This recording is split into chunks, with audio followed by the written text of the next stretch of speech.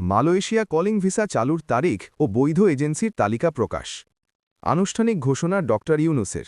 নতুন শর্ত ও নিয়মে চালু হচ্ছে calling visa. Malaysia calling visa নিয়ে দীর্ঘদিনের অপেক্ষার পর এবার আনুষ্ঠানিক অগ্রগতির খবর সামনে এসেছে। সর্বশেষ আপডেট অনুযায়ী মালয়েশিয়া কলিং ভিসা চালুর সম্ভাব্য তারিখ এবং বৈধ এজেন্সি সংক্রান্ত তথ্য প্রকাশ নিয়ে গুরুত্বপূর্ণ সিদ্ধান্ত জানানো হয়েছে। এই বিষয়ে বাংলাদেশ সরকারের উচ্চ পর্যায় থেকেও বিষয়টি নিশ্চিত করার উদ্যোগ নেওয়া হয়েছে। সংশ্লিষ্ট সূত্র জানিয়েছে, প্রধান উপদেষ্টা ড ইউনুসের নেতৃত্বে মালয়েশিয়া কলিং ভিসা নিয়ে সাম্প্রতিক আলোচনার পর নতুন করে একটি কাঠামোর মধ্যে এই ভিসা কার্যক্রম চালু করার সিদ্ধান্ত নেওয়া হয়েছে।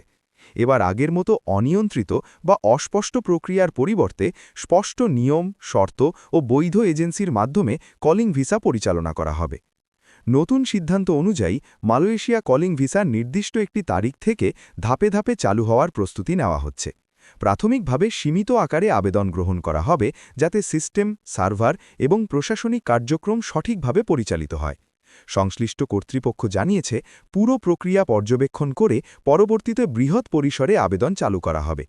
এই নতুন ব্যবস্থার অন্যতম গুরুত্বপূর্ণ দিক হল বৈধ এজেন্সির তালিকা প্রকাশ। এবার শুধুমাত্র সরকার অনুমোদিত ও নিবন্ধিত এজেন্সির মাধ্যমেই কলিং ভিসার আবেদন প্রক্রিয়া সম্পন্ন করা যাবে। এর ফলে দালাল চক্র, ভুয়া কলিং লেটার এবং অতিরিক্ত অর্থ আদায়ের মতো অভিযোগ কমবে বলে আশা করা হচ্ছে।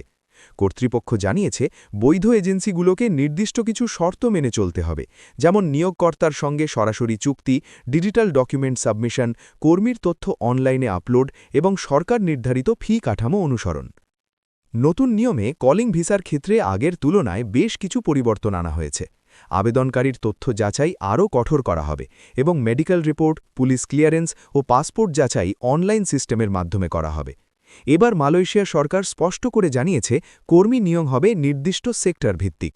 এর মধ্যে রয়েছে কনস্ট্রাকশন বা নির্মাণ খাত, ম্যানুফ্যাকচারিং ও কারখানা শিল্প, প্ল্যান্টেশন ও কৃষি খাত, ক্লিনিং ও সার্ভিস সেক্টর এবং নির্দিষ্ট কিছু লজিস্টিক ও গুদামজাত কাজ। নতুন শর্ত অনুযায়ী কর্মীদের ওপর অতিরিক্ত আর্থিক চাপ কমানোর বিষয়টিও গুরুত্ব পাচ্ছে। আবেদন প্রক্রিয়ার অপ্রয়োজনীয় ধাপ বাদ দিয়ে খরচ কমানোর পরিকল্পনার কথা জানানো হয়েছে। ফলে সাধারণ কর্মীদের জন্য মালয়েশিয়ায় যাওয়া আগের তুলনায় সহজ হবে বলে মনে করছেন সংশ্লিষ্টরা। তবে একই সঙ্গে সবাইকে সতর্ক করে বলা হয়েছে, সরকারি ঘোষণা ও প্রকাশিত বৈধ এজেন্সির তালিকা ছাড়া কোনো ব্যক্তি বা প্রতিষ্ঠানের কাছে টাকা দেওয়া থেকে বিরত থাকতে। কারণ কলিং ভিসা চালু হওয়ার খবরকে কেন্দ্র করে ভুল তথ্য ও প্রতারণার আশঙ্কা থেকেই যাচ্ছে। সবশেষে বলা যায়, ড ইউনুসের আনুষ্ঠানিক উদ্যোগে মালয়েশিয়া কলিং ভিসা নতুন নিয়ম ও কাঠামোর মাধ্যমে চালু হওয়ার পথে রয়েছে।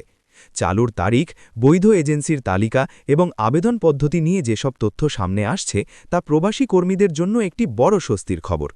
পরবর্তী অফিসিয়াল নোটিশ ও বিস্তারিত নির্দেশনা প্রকাশ পাওয়ার সঙ্গে সঙ্গে আবেদন সংক্রান্ত পূর্ণাঙ্গ তথ্য জানানো হবে।